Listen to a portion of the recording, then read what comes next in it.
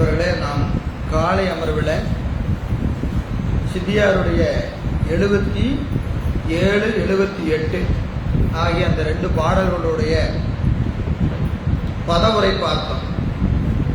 மந்திரம் அதனில் பஞ்சமந்திரம் ஒரு வடிவாக தந்திரம் இங்கு மிகுத்து தந்தவாறு என்னை எண்ணின் சகத்தினுக்கு உபாதானம் விந்து மோகினி மான் என 3 இவற்றில் மேலாகி விந்து சிந்தையால் எதிரமான சிவசக்தி சேர்ந்து நிற்கும். சுத்தமாக விந்து தன்னில் தோன்றிய ஆடலாடும் சக்திதான் பிரேரித்து பின்தான் அதிர்த்திட்டு கொண்டே அத்தினால் புத்திமுத்தி அளித்தலால் மறைகள் எல்லாம் அரணுக்கு மந்திரம் ஒரு வடிவாக வைத்ததாம் என்கின்ற பதவுரையை பார்த்தோம். எனவே இந்த மந்திரங்களிலே நமக்கு அத்துவாக்களிலே மந்திரம் ஒரு விசேட மந்திரம், விசேட வடிவம் என்று தந்திரங்களாகிய ஆகமங்கள் கூறுகின்றன என்பதை நாம் பார்த்தோம். இந்த பார்த்தீங்கன்னா இந்த மந்திரங்கள் 11 மந்திரங்கள் உண்டு. 11 மந்திரங்கள் உண்டு. ஈசானம், தற்புருடம், அகோரம், வாமதேவம், சத்யோஜாதம். இதற்கு பஞ்சமந்திரம்னு பேர். பஞ்சமந்திரம் ஈசானம், தற்புருடம், அகோரம், வாமதேவம், சத்யோஜாதம் என்பது 5 மந்திரம், பஞ்சமந்திரம். அடுத்தது 6 மந்திரம் இருக்கு. அதுக்கு சடங்க மந்திரம்னு பேர். சடம்னா 6. சடங்க மந்திரம் 6. அதாவது இதயம், சிரசு, சிகை, கவசம், முக்கண், ஆயுதம். இது தமிழ்ல சொல்றோம், வடமொழியில இது வேற வகையா சொல்லுவாங்க. எனவே இந்த 6 பஞ்சமந்திரம் 5. இதயம், சிரசு, சிகை, கவசம், முக்கண், ஆயுதம். நம் பூசையில சொல்றதாங்க இதெல்லாம். ஈசானம் போற்றி, தற்புடம் போற்றி, அகோரம் போற்றி, வாமதேவம் போற்றி, சத்யோஜாதன் போற்றி, ஓம் ஓம் இதயம் போற்றி, ஓம் சிரசு போற்றி, ஓம் ஓம் சிகை போற்றி, ஓம் கவசம் போற்றி, ஓம் ஓம் முக்கண் போற்றி, ஓம் ஓம் ஆயுதம் போற்றி போற்றி. அப்போ 6 கூட்டல் 5 11 மந்திரம். இந்த 11 மந்திரமும் இறைவனுக்கு என்னதுங்க? விசேட வடிவம் என்று தந்திரங்கள் என்று சொல்லக்கூடிய ஆகமங்கள் சொல்லுகின்றன. இது நமக்கு பார்த்தீங்கன்னா மந்திரங்கள் எல்லாம் நாத காரியம். மந்திரங்கள் எல்லாம் வாக்கு தானே. அதனால என்னதுங்க? மாயாகாரியம், சுத்தமாயினுடைய காரியம். எனவே அந்த சுத்தமாய காரியங்கள்ல வருகிற வாக்கு தான் நமக்கு என்னவா வருது? மந்திரமா வருது. பொதுவா இந்த 11 மந்திரம் சொன்னாலும் தமிழ் மொழியில மந்திரம் என்பதற்கு என்ன செஞ்சிருக்கிறாங்க? இன்னொரு இலக்கணம் சொல்லி இருக்கிறாங்க. அது என்னது? நிறைமொழி மாந்தர் ஆணையில் கிளந்த மறைமொழிதானே மந்திரம் என்ப. 11 மந்திரம் தான். ஆனா இது மட்டும் மந்திரம் இல்லை. பெரியவங்க திருவாக்குல வருகிற எல்லா சொற்களும் மந்திரம் தான். நிறைமொழி மாந்தர் ஆணையில் கிளந்த மறைமொழிதானே மந்திரம் என்பது நமக்கு நம்முடைய ஞான நூல்களிலே சொல்லப்பட்டிருக்கிறது. நிறைமொழி மாந்தர் பெருமை நிலத்து மறைமொழி காட்டிவிடும். இது யாரு? திருக்குறள். நிறைமொழி மாந்தர் பெருமை நிலத்து மறைமொழி காட்டிவிடும் என்பது திருக்குறள். எனவே ஒரு மந்திரம் என்று சொல்லுகிற போது சிலவற்றை குறிப்பிட்ட சொற்களை சொன்னால் அது மந்திரமாகும். இது வடமொழியில சில சொற்களை சொன்னால் மந்திரமாகும். தமிழ் மொழியில யார் சொல்றாங்கிறது ரொம்ப முக்கியம். மந்திரம் எப்ப ஆகும்? யார் சொல்றாங்க? நிறைமொழி மாந்தரம். அறிவிலே திருவருள் விளங்கி நிற்கின்ற சான்றோர் பெருமக்கள் சொல்லுகிற எல்லா சொற்களும் என்ன ஆயிரும்? மந்திரமாயிரும். இது நமக்கு திருத்தொண்டர் புராணத்துல ஏராளமான சான்று இருக்கா இல்லையா? இங்க இருக்கு. ஐயவே சென்று பற்றுக பாண்டியர்கன. போய் நெருப்பு போய் பாண்டிய மன்னனுக்கு வெப்பு நோயாக வந்தது. அவரு அங்க ஏதாவது மந்திரம் சொன்னாரா? ஒரு மந்திரமும் சொல்லல. ஓம் கிரீம் கிரீம் ஏதாவது சொன்னாரானா? அப்படியெல்லாம் சொல்லல. அதுவும் சொல்லும் போது என்ன செய்யறாருங்க? பையவே சென்று நெருப்புக்கு ஆணையிடுகிறார். அதுக்கு என்ன சொல்லுவோம் ஆங்கிலத்தில், வித் ஸ்பெசிஃபைடு ஸ்பெசிபிகேஷன். என்னதுங்க, போய் பிடினா அது விருப்பத்துக்கு போய் பிடிக்கிறது இல்லை, ரொம்ப ஷார்ப்பா எப்படி போகணும், யாருக்கு போகணும், என்ன பயன் விளையணும், எப்படி போகணும், மெல்லமா போ, வேகமா போவாத, மெல்லமா போ, யாருக்கு போகணும், பாண்டியருக்கு போகணும், எப்படி பற்றணும், வெப்பு நோயாக பற்றுங்க. அப்போ இந்த நெருப்பை என்ன செய்யறாருங்க, ஃபைன் டியூனிங் பண்றாரு. ஃபைன் டியூனிங் அப்படின்னு என்னது, ரொம்ப ஷார்ப்பா. இது இன்னொரு இடம் சொன்னா உங்களுக்கு நல்லா தெரிஞ்ச செய்தி தான். புத்தநந்தியில ஞானசம்பந்த பெருமானுடைய ஏட்டுச்சுவடிகளை, அவருடைய பதிகத்தை எழுதுறவர் யாரு, அவருக்கு பேர் என்னது, சம்பந்த சரணாலயர். இந்த சம்பந்த சரணாலயர் இந்த அவர் முன்னாடி போறாரு, ஞானசம்பந்த பெருமான் பின்னாடி வராரு. ஏராளமான கூட்டம், ஞானசம்பந்தருக்கு முன்னும் பின்னும் ஏராளமான கூட்டம், ஆயிரக்கணக்கான தொண்டர்கள் போறாங்க. போகிற போது என்ன செய்யறாங்க, மங்கள வாத்தியங்கள், வெற்றி முழக்கங்கள் முழக்கப்படுகிறது. வெற்றி முழக்கம்னா சங்கு, தாரை, எக்களம், இதெல்லாம் என்னதுங்க, வெற்றி முழக்கம். ஒரு போருக்கு போறாங்கன்னா போருக்கு முன்னாடி வாசிக்கிற வாத்தியம் வேற, போர்ல போய் வெற்றி பெற்ற பிறகு வாசிக்கிற வாத்தியம் வேற. அப்படின்னா அது முழங்குகிற முறை இருக்கிறது. போருக்கு போகிற போது வேற மாதிரி வாசிப்பாங்க. நம்ம சொல்றோம் இந்த பீட்டு, வாசிக்கிற பீட் இருக்கா இல்லைங்களா, போருக்கு போகும்போது வேற மாதிரி வாசிப்பாங்க. வெற்றி பெற்றால் அது வேற மாதிரி இருக்கும். வெற்றி பெற்ற பிறகு வாசிக்கிற வாத்தியங்களுக்கு வெற்றி முழக்கங்கள். அது கேட்கும் போது என்னது, எங்க சண்டைக்கு போய் ஜெயிச்சுட்டு வந்துட்டாங்கயா அப்படின்னு வாசிக்கிற அந்த வாத்தியத்துக்கு என்ன பேரு, வெற்றி முழக்கம்னு பேர். இப்படி ஞானசம்பந்த பெருமான் போகிற இடத்துல எல்லாம் அந்த தொண்டர் பெருமக்கள் அந்த வாத்தியங்களை வாசிக்கிறாங்க. என்ன வாத்தியம், வெற்றி முழக்கங்களை வாசிக்கிறாங்க. ஏன்னா ஞானசம்பந்த பெருமான் போற பக்கம் எல்லாம் சைவம் எழுச்சி பெற்றுக் கொண்டே வருகிறது. சமணம் இருக்கிற இடத்துல எல்லாம் அவர் போறாரு. போகிற இடம்லாம் என்னாச்சு, சைவம் நிலை பெற்று அது எழுச்சி பெற்றுக் கொண்டே வருகிறது. அப்படி போகிறதுனால முன்னாடி போற அந்த தொண்டர் பெருமக்கள் என்ன செய்யறாங்க, வெற்றி முழக்கங்களை வாசிக்கிறாங்க. இப்ப புத்தநந்தி என்பது பௌத்தர்கள் நிறைந்திருக்கிற பகுதி. சமணர்களை ஏராளமான இடங்களில ஞானசம்பந்த பெருமான் வெற்றி பெற்றுக் கொண்டே வருகிறார். இது அங்க பௌத்தர்கள் இருக்கிற இடத்துக்கு போகிற போது அந்த பௌத்தர்கள்லாம் ஒன்று கூடி இந்த ஊர்வலத்தை தடுக்கிறாங்க. என்னன்னு சொல்லி தடுக்கிறாங்கன்னா, நீங்க எப்படி எங்க ஊருக்குள்ள வெற்றி முழக்கங்களை முழங்கலாம், நீங்க இப்ப யார்கிட்ட வாது செஞ்சீங்க, யார்கிட்ட ஜெயிச்சீங்க, யார்கிட்டயுமே ஜெயிக்காம நீங்க வெற்றி முழக்கத்தை முழங்கினா நீங்கள் எங்களை வெற்றி கொண்டதாக பொருள்படும். அதனால நீங்க வாசிக்கிறத நிறுத்துங்க.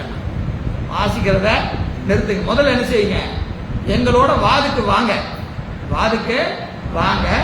வெற்றி பெற்ற பிறகு நீங்க இதை வாசிக்கலாம்.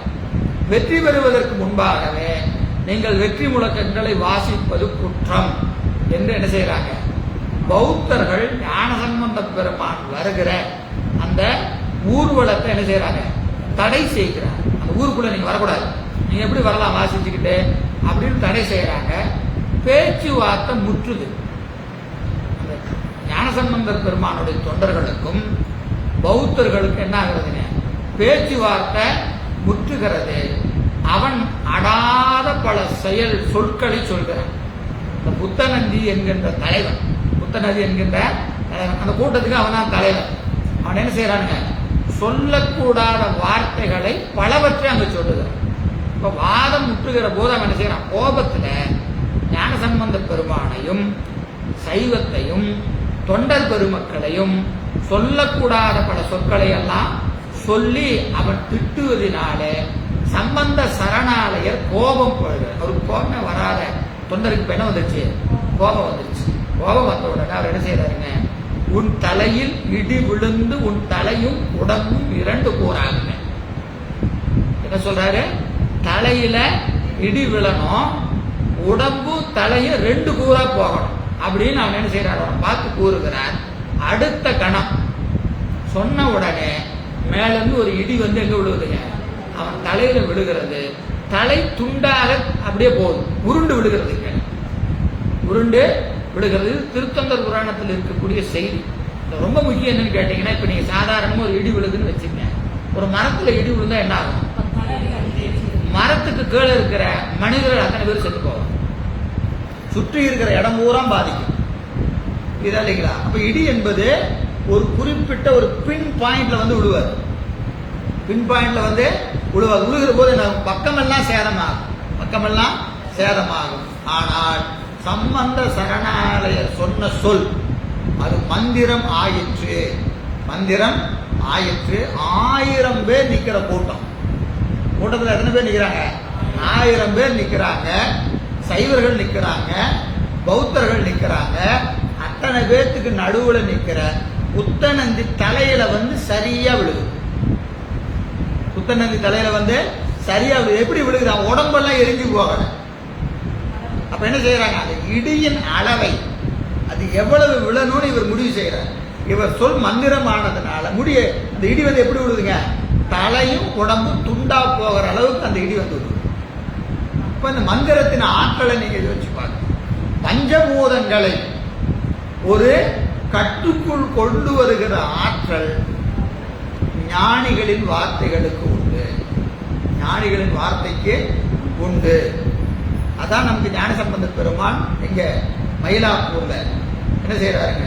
போதியோ பூம்பாவை, போதியோ பூம்பாவைன்னு பாடினாரு. அவள் எழுந்து வந்தார். எத்தனை 5 ஆண்டு கால வளர்ச்சி. 7 வயதில் இறந்து போன பூம்பாவை உயிர்ப்பித்து வருகிற போது 12 ஆண்டு, 12 ஆண்டு வளர்ச்சியோடு அவள் உயிர் பெற்று வந்தாள் என்று சேக்கிழார் பெருமான் அவள் அழகு அப்படியே வர்ணிச்சு பாதாதி கேசம் எழுதுறார். பாதாதி கேசம் எழுதுகிறார் என்று சொன்னார். நிறைமொழி மாந்தர் ஆணையில் கிளந்த மறைமொழிதானே ஒரு ஏற்பட்டது.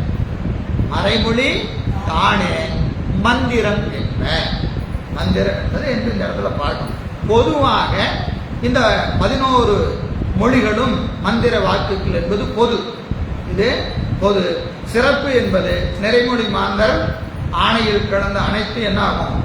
மந்திரம் என்று சொல்லப்படும். இது பொதுவாக இறைவனுக்கு இந்த அத்துவாக்கள் வடிவம்னு சொன்னாலும் பஞ்சபூதமும் மண்ணு, நீர், நெருப்பு ஆகிய 5 நாம் ஏற்கனவே சொன்னது. அப்புறம் மண்ணு, கல்லு, மரம், செடி, கொடி, இப்படி எதுவாக இருந்தாலும் அதை நீங்க இறைவனது வடிவமாக பாவிக்கின்ற பொழுது அங்க பெருமான் வருவான். அதான் இப்ப சொன்ன முக்கணி அருளிய முழுத்தளல் மேனி எதுங்க? குதிரையினுடைய அந்த கொண்டு வைக்கிற பையிலேயே பெருமான் வருகிறான். நடுதறியில பெருமான் வருகிறான். நடுதறியில பெருமான் வருகிறான் என்று சொன்னால் அவன் எங்கும் வருவான், எங்கும் வருவான். எப்படி வருவான்? அன்போடு வழிபாடு செய்கின்ற பொழுது, அன்போடு வழிபாடு செய்கின்ற பொழுது அவன் எங்க வருவான்? கல்லிலையும் வருவான், மண்ணிலையும் வருவான். இன்னும் சொல்ல போன விநாயகர் பெருமான் எங்க வராது? சாணி, பசுமாட்டினுடைய சாணியை வச்சு குடிச்சு விநாயகர் பெருமானே அப்படின்னு அங்க வந்துடுறாரு. அவருடைய இடிய கடவுள் யார் இருக்கிறாங்க? ஒருத்தர் இல்லை. சாணியில வருவார். சாப்பாட்டுல நீங்க சாப்பிட்ற சாப்பாடு ஒரு குடி பிடிச்சு விநாயகர் பெருமானை நினைச்சீங்கன்னா விநாயகர் பெருமானை முடியாது. அப்போ இப்படித்தான் அப்படித்தானே ஒரு வடிவம் இல்லை. இது சிவபூஜை செய்கிற போது கூட நமக்கு 2 வடிவம் இருக்கு. சனிகள் லிங்கம் அப்படின்னு ஒன்று இருக்கு. அப்படின்னு என்னது? தினமும் அப்படியே பிடிச்சி வச்சு பூசை முடிச்சுன்னா கிடைச்சலாம். அது எப்படி செய்வாங்கன்னா, சாப்பாடு இருக்கா இல்லையா, சாப்பாட்டுல சிவலிங்கம் பிடிச்சி பூசை பண்றது. ஆன்மார்த்த மூர்த்தி யாருன்னா நம்ம மாதிரி சிவலிங்க ஐங்கொள்ள வச்சுக்கிறது இல்லை. என்ன செய்யறது? சாப்பாடு இல்லைன்னா சந்தனம் இல்லைன்னா வெள்ளைக்கட்டி, வெள்ளைக்கட்டி ஒன்று வச்சுக்கிறது. வச்சு அதை என்ன நினைக்கிறது? பெருமானை நினைச்சு பூசையெல்லாம் பண்றது. பூசையை முடிச்சுன்னா என்ன செய்யறது? எடுத்து வாயில் போடுறது. பெருமானை என்ன செய்யறது? உள்ள இருக்கிற பெருமானை உள்ளே கொண்டு வைக்கிறது. புரியுதா இல்லைங்களா? அப்ப என்ன நாம வச்சிருக்கணும், இதை பையெல்லாம் வச்சு தூக்கிட்டு போவோம். அதுக்கு ஒண்ணுமே தேவையில்லை. என்ன இருக்குதோ அதை எடுத்து வச்சு என்ன செய்யலாம்? பூசை பண்ணலாம். பெருமான் அங்க வருவார். பெருமான் அங்க இப்படி ஒரு வழிபாடு இருக்கிறது. இப்படி ஒரு வழிபாடு இருக்கிறது. திருவாசக புத்தகத்தை சிவலிங்கமாக பாவித்து செய்கிற பூசை இருக்கு. சிவலிங்கம் அது என்னது? அதுக்கு அபிஷேகம்லாம் கிடையாது. புரியுதா இல்லையா? என்ன செய்யறது? திருவாசகத்தை மட்டும் புத்தகத்தை வச்சு அதுக்கு தூப நைவேத்தியம் காய்ச்சி நீங்கள் பூசை செய்வதாக, மற்றதெல்லாம் எனக்கு அபிஷேகம் பண்ணால் பாவனை, மலர் வழிபாடு அர்ச்சனைகள்லாம் பண்ணிக்கலாம். புரியுதா இல்லைங்களா? அபிஷேகம் மட்டும் என்னது? பாவனை செஞ்சுக்கணும். இப்படி ஒரு வழிபாடு. அப்போ பெருமான் எங்கே வருவானா? எங்கும் வருவான், எங்கும் வருவான். எனவே இறைவன் சடப்பொருளிலும் வருவான், சித்து பொருளிலும் வருவான் என்பதை நாம அறிந்து கொள்ள வேண்டும். சரி, இப்ப பொழிப்புரை பாருங்க. அத்துவாக்கள் உள்ளும் மந்திர வடிவத்தை சிறந்து எடுத்து ஓதியது தலைமையும் பயனும் பற்றி வந்த விசேட உரிமை ஆதல் நோக்கி. இப்போ அத்துவாக்கள்ல தலைமையானது எது? மந்திரம். பயன் அதிகமாக தரக்கூடியது எது? மந்திரம். அதனால மந்திரத்தை ஏன் சிறப்பா சொல்றாங்கன்னா, தலைமையும் பயனும் பற்றி விசேட உரிமையை நோக்கி ஆதல். எனவே சகத்தினுக்கு உபாதானங்கள் விந்து மோகினி மான் 3 என நின்றது. 3 என்றது அணுவாதம். அப்படின்னு என்ன?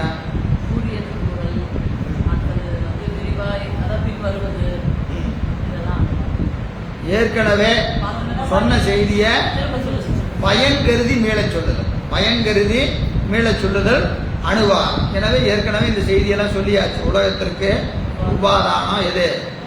விந்து மோகினி மான் சொல்லியிருக்கோம். எங்க சொல்லியிருக்கோம்? இந்த பாட்டுல 77 சொல்லியிருக்கிறோம். சகத்தினுக்கு உபாதானங்கள் விந்து மோகினி மான் மூன்றாம். இந்த பாட்டுக்கு தான் இப்ப பாத்துக்கிட்டு இருக்கிறோம். அவரு தான் இவரு, இவரு தான் அவரு. 49,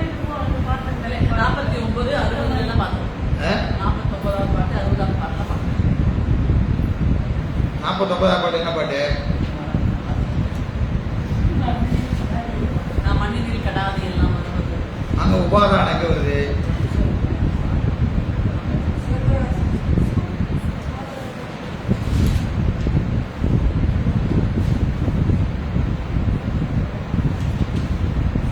வேற சாப்பாடு நல்லா செஞ்சுட்டாங்க. அரிசியும் பருப்பு அருமையா வேலை செய்யும்.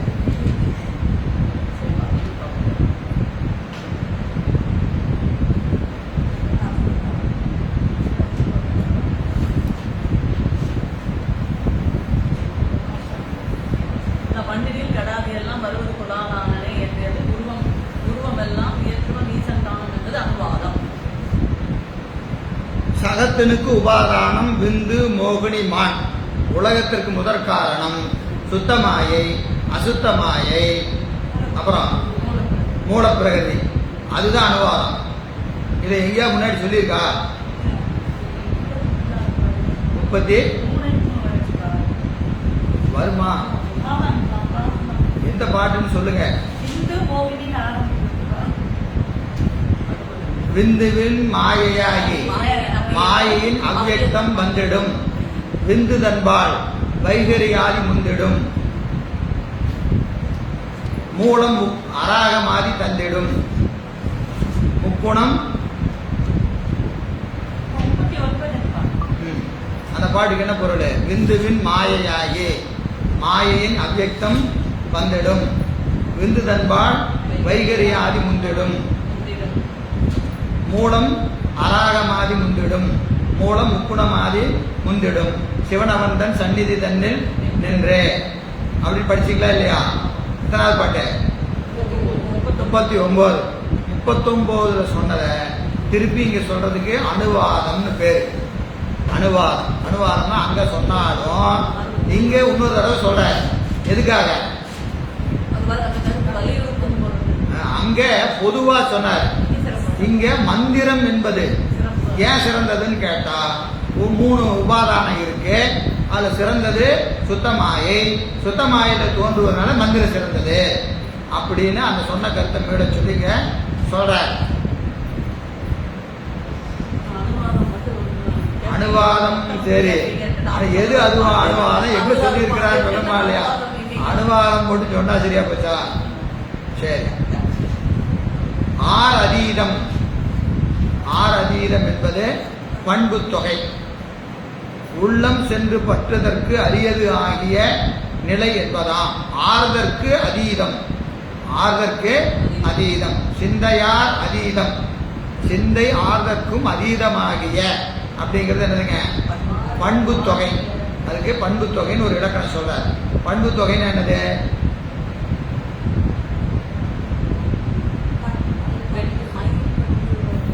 பண்பு தொகை பண்புக்கும் பண்புக்கும் இடையில ஆகியங்கிற சொல்லு இருக்காது.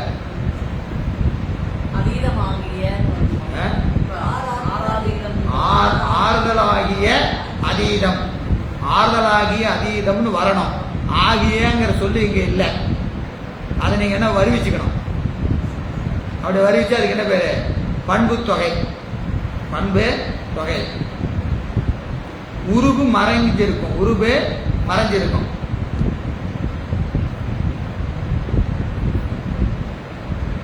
பண்பிற்கும் பண்பை உடைய பொருளுக்கும் இடையே ஆகிய என்ற சொல் மறைந்து நிற்றல். அப்படி நின்றா அதுக்கு என்ன பேரு? பண்பு தொகைன்னு பேரு. பண்பு தொகைன்னு பேரு. ஆர் அதீதம் என்பது ஆறுதல் ஆகிய அதீதம், ஆறுதல் ஆகிய அதீதம் அப்படின்னு பொருள் செஞ்சுக்கணும். சேர்ந்து, சேர்ந்து எங்க இருக்கு? சேர்ந்து நிற்கும். சிவசக்தி சேர்ந்து நிற்கும். சிவசக்தி சேர்ந்து நிற்கும் என்பதற்கு என்ன செய்யறாங்க? சேரப்பட்டு நிற்கும், சேரப்பட்டு நிற்கும். விந்து தன்னில் தோன்றிய என்பது, விந்து தன்னில் தோன்றிய என்பது விந்து தன்பால் வைகரியாதி முந்திடும். 39 இருக்கா? இதேதான் அனுவாதமும், இதேதான் அனுவாதமும். விந்து தன்னில் தோன்றிய ஆகலாலும்னா, விந்து தன்னில் தோன்றியது என்பதற்கு விந்துலிருந்து வைகரியாதி வாக்குகள் தோன்றும் என்பதை 39வது பாட்டிலிருந்து வருவிச்சுக்க. சரியா? என கூறி போன்றவற்றால் அறிக. 39வது பாட்டில் சொன்னதை வச்சு தெரிஞ்சுக்குங்க அப்படிங்கிறார். பிரேரித்தல், சாதகன் கணிக்குமாறு செலுத்துதல். பிரேரித்தல், சக்தி, சக்திதான் பிரேரித்தே, சக்திதான் பிரேரித்தே. சக்தியானது சாதகன் கணிக்குமாறு செலுத்தும். சாதகன் கணிக்குமாறு என்ன செலுத்தும்? எதை வச்சு? மந்திரத்தை வச்சு செலுத்தும். மந்திரத்தை வச்சு யாரை செலுத்தும்? சாதகனை செலுத்தும். அப்புறம் அதித்திட்டல், கணித்த பின் பயன் கொடுத்த பொருட்டு அவற்றை வாயிலாக, எவற்றை வாயிலாக? மந்திரத்தை வாயிலாக கொண்டு பயன் கொடுக்கும்.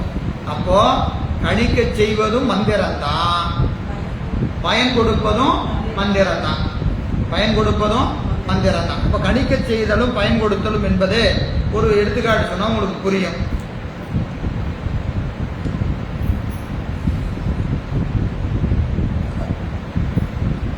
பக்குவமுடைய ஆன்மாக்களுக்கு அஞ்செழுத்து கணிக்கிற போது அந்த அஞ்செழுத்து அதற்குரிய பயனை கொடுக்கும், அதற்குரிய பயனை கொடுக்கும். இப்போ சமய தீக்கை வாங்கினவங்களுக்கு ஒரு அஞ்செழுத்து, விசேட தீக்கை வாங்கினா ஒரு அஞ்செழுத்து, நிர்வாண தீக்கை வாங்கினா ஒரு அஞ்செழுத்து. மூணுக்கும் வேற வேற அஞ்செழுத்து இருக்கா இல்லையா? இப்போ அந்தந்த பக்குவத்தில் இருக்கிறவங்க அந்த அஞ்செழுத்தை சொன்னா அந்த அஞ்செழுத்து என்ன செய்யும்? அந்தந்த பயனை கொடுக்கும். சரி, பக்குவம் இல்லாதவங்க அந்த அஞ்செழுத்தை சொன்னா என்ன செய்யும்? பக்குவத்தை கொடுக்கும். புரியுதா இல்லையா? பக்குவம் இல்லாதவங்க அந்த அஞ்செழுத்தை சொன்னா அந்த அஞ்செழுத்தை சொல்வதற்குரிய பக்குவத்தை அது கொடுக்கும். அப்புறம் பக்குவத்தை கொடுத்ததுக்கு அப்புறம் பயன் கொடுக்கும். இது எங்க இருக்குதுன்னா இந்த பாட்டு தான். கணிக்குமாறு, இந்த அஞ்செழுத்து என்ன செய்யும்? கணிக்குமாறு செய்யும். கணிக்குமாறுன்னா எப்படி செய்யும்? தகுதி இல்லைன்னா அந்த தகுதியை கொடுத்து அந்த அஞ்செழுத்து சொல்றதுக்கு எது செய்யும்? அந்த மந்திரம் செய்யும், தகுதியை கொடுக்கும். சரி, தகுதி வந்ததுக்கு அப்புறம் அந்த அஞ்செழுத்து சொன்ன என்ன ஆகும்? பயன் கொடுக்கும். புரியுதா இல்லைங்களா? அப்போ சக்தி தான் முதல்ல பிரேரித்து அந்த சாதகனை அஞ்செழுத்து சொல்ற மாதிரி செய்யும். அப்ப சொல்ற தகுதி நமக்கு இல்லைன்னா என்ன செஞ்சா நமக்கு அந்த தகுதி வருமோ அதை அஞ்செழுத்து செய்யும். செஞ்சு நம்மளை பிடிச்சி குடுமையை பிடிச்சி எடுத்து பூசையில் உட்கார வைக்கிறோம். இங்கடா அங்கே இங்கே ஓடிட்டு இருக்கிற வந்து ஒரு இடத்துல உட்காரு அப்படின்னு என்ன செஞ்சிடும், கொண்டு வந்து உட்கார வைக்கும். அப்புறம் அதை அஞ்செழுத்து அந்த முறைப்படி ஓதும் முறை நிற்கும் முறையில சொல்லுகிற போது பயனையும் கொடுக்கும். அப்ப நம்ம என்ன செய்யலாம், தகுதி இருக்குதோ இல்லையோ கிடைச்ச மந்திரத்தை என்ன செஞ்சுட்டு இருக்கணும், சொல்லிக்கிட்டே இருந்தா அது தகுதியை கொடுத்து தகுதியின் வழியாக பயனையும் கொடுக்கும் என்பது கருத்து. விசேட உரிமையாதல் பற்றி அரணுக்கு என்று வைத்தது என்றார். இறைவனுக்கு தான் இது விசேட உரிமை மந்திரம், ஏனையோருக்கு இல்லை என்பதனால அரணுக்கு என்று சொன்னார். சரி, 79